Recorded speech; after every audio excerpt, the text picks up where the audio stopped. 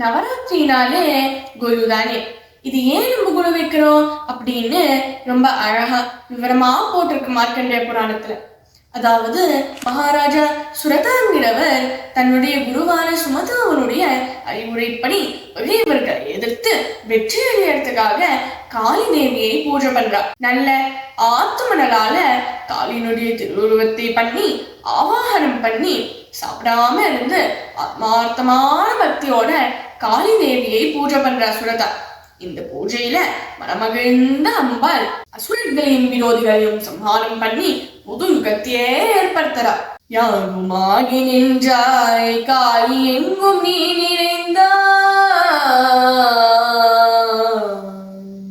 மேலும் ஐம்பூதங்கள்ல மண்புமை வடிவத்துல என்ன பூஜை பண்ணவாளுக்கு அந்த பக்தர்களுக்கு சகல சௌபாகியத்தையும் கொடுக்குறேன் அப்படின்னு காளிமா மகாராஜா சுரதா கிட்ட வாக்கு கொடுக்கிறான்.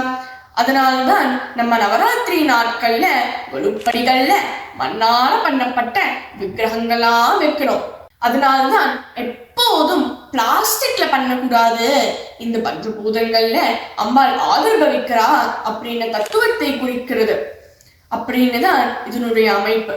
எப்படி நவராத்திரி அன்னைக்கு இந்த 9 நாளுமே பஞ்சபூதங்கள்ல ஆவிர்பவிக்க கூடிய அம்பிகையினுடைய அனுகிரகத்திற்கு பாத்திரமாகும். நவவிதமான அன்னை நலங்கள் யாவும் தர கொல்லு விருந்தாட்சி செய்யும் நவவிதமான ராத்திரி.